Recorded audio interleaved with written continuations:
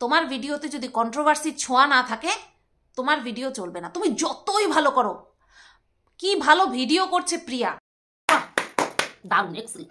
তোমার এই কথাটা আমার এত ভালো লেগেছে, এত ভালো লেগেছে, এত ভালো লেগেছে, দারুণ। একদম সলিড কথা তুমি তুলে ধরেছো, সলিড কথা বলেছো, ঠিক আছে সুতপা, তুমি সলিড কথা বলেছো, একদম রাইট। এই জন্য তোমার এইটুকু কথা তুলে ধরলাম, একদম রাইট বন্ধুরা। তা হ্যালো বন্ধুরা, welcome back to my YouTube channel. তোমরা কেমন আছো? আশা করি ভালো আছো, সুস্থ আছো। আমিও ভালো আছি। নতুন আবার আরেকটা ভিডিও নিয়ে চলে আসলাম বন্ধুরা। ভিডিওটা শুরু করার আগে বলছি, চ্যানেলটাকে সাবস্ক্রাইব করে দেবে, নোটিফিকেশনটা অন করে দেবে। নোটিফিকেশনটা অন করে দেওয়ার সঙ্গে সঙ্গে আমার ভিডিওগুলো অবশ্যই পৌঁছে যাবে। তা বন্ধুরা, মাথাটা চুলকাচ্ছে, একটু চুলকিয়ে নিই, হ্যাঁ, আবার ওটা নিয়ে কিছু বলো না। তা যাই হোক, আবার ফোন এসেছিল, ঠিক আছে।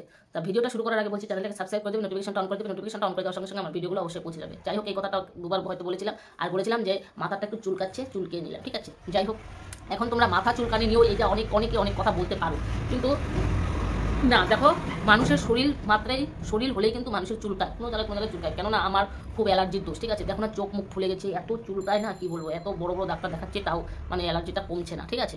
এই জন্য না চুলকায়, শুধু সব জায়গায় মাথা চুলকায়, মুখ চুলকায়, হাতের তলা চুলকায়, পায়ের তলা চুলকায়, সব জায়গায় অ্যালার্জি, যাকে বলে এক কথায় বলা হয় অ্যালার্জি। আচ্ছা যাই হোক, এগুলো কথা বাদ দাও, আসল মুদ্রা কথায় আসি বন্ধুরা। সুতপা কি বললো যে যত বড় ব্লগারই হও, ঠিক আছে, যে যত বড় ব্লগারই হও কিন্তু কন্ট্রোভার্সি ছোঁয়া না থাকলে সেই চ্যানেলে কিন্তু ভিউজ একদমই হয় না, তাই না? হ্যাঁ, তোমরা বলতে পারো যে অনেক বড় বড় ব্লগার আছে, কন্ট্রোভার্সি চ্যানেল নেই না। তাদেরকে নিয়ে কিন্তু রোস্ট করে, তাই না? তাদেরকে নিয়ে যত মনে করবে, যাদেরকে নিয়ে যত রোস্ট করবে, যাদেরকে নিয়ে যত কন্ট্রোভার্সি করবে, তাতে তাদের চ্যানেল তত তাড়াতাড়ি গ্রো হবে, তাদের ভিউজ একেবারে দিনের পর দিন হু হু করে বেড়ে যাবে, ঠিক আছে। দিনের পর দিন হুড় করে বেড়ে যাবে, এটা হলো সত্যি কথা। এখন কথাটা হলো বন্ধুরা, যে যদি কন্ট্রোভার্সির চ্যানেল, কন্ট্রোভার্সির ছোঁয়া, এই যে মন্দিরার কথাই বলো, ঠিক আছে।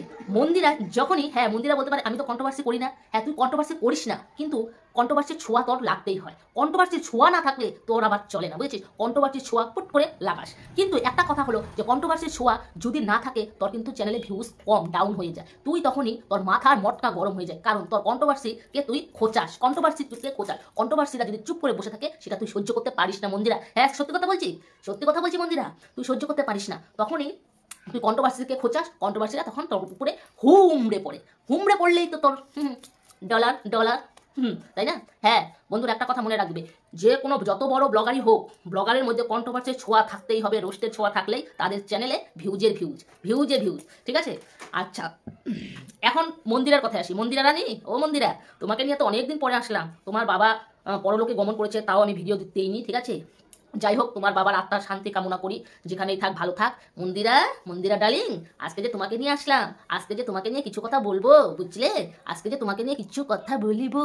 আচ্ছা, তুমি তো এতদিন থেকে চ্যানেল, তোমার ইউটিউব চ্যানেল আছে, কোথায় কারো ভিডিও তো কমিউনিটির মধ্যে শেয়ার করেছো?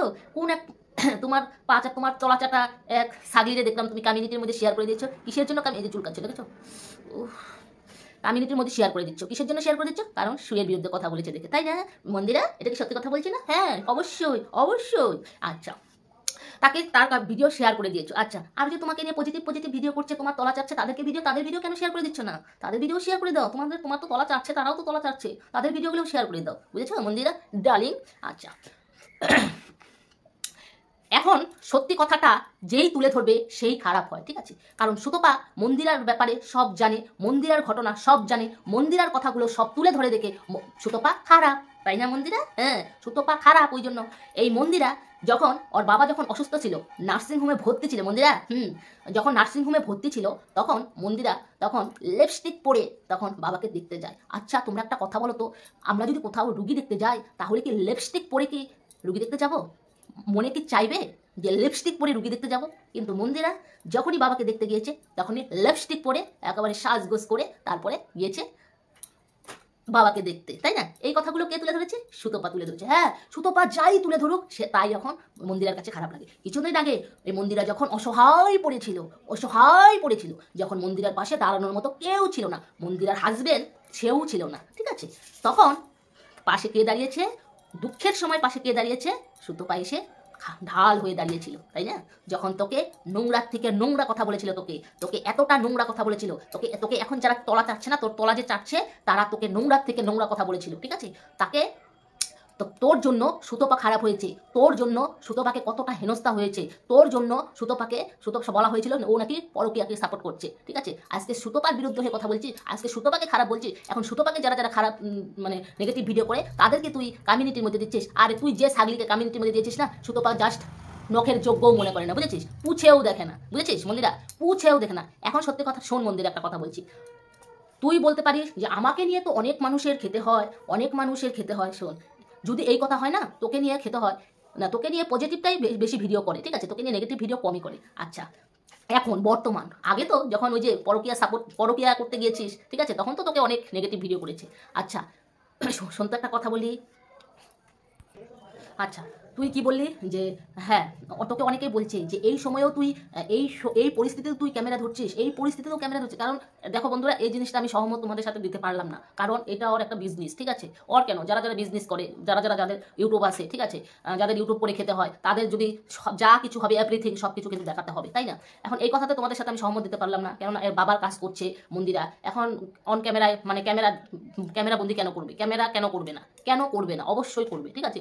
এইটা আমি আরও মানে যারা যারা বলছো যে এই সময়েও তোমার ক্যামেরা করতে হয়, এটার সাথে আমি সহমত সবার সাথে দিতে পারলাম না। কারণ আমার নিজেরটা নিজে বুঝছি, মানে নিজে আমি বুঝতে পারছি, নিজে মানে ভাবছি যে ও যখন মানে করে মানে ইউটিউব করে চলে, ওর ইউটিউব করে, কিন্তু ও যখনই যা করবে তখন কেন দেখাবে না। যেহেতু ওর বাবা যখন নার্সিংহোমে ছিল তখনও দেখিয়েছে, যখন ওর বাবা করেছে তখনও দেখিয়েছে, যা যা লাভ সব দেখিয়েছে, তাহলে এই টাইমটা কেন দেখাবে না, তাই না, কেন দেখাবে না। ওর বাবার কাজ করছে, বাবার মানে ইয়ের কাজ করছে, শ্রাদ্ধানুষ্ঠানের কাজ করছে, কেন দেখাবে না, অবশ্যই দেখানো উচিত, দেখানো দরকারও, ঠিক আছে। আচ্ছা, তুই এটা ভালোই করেছিস, এই জিনিসটা ভালো করেছিস, কিন্তু আদার্স যা যা করছিস তা ভালো করছিস না কিন্তু মন্দিরা রানী, বুঝেছিস মন্দিরা।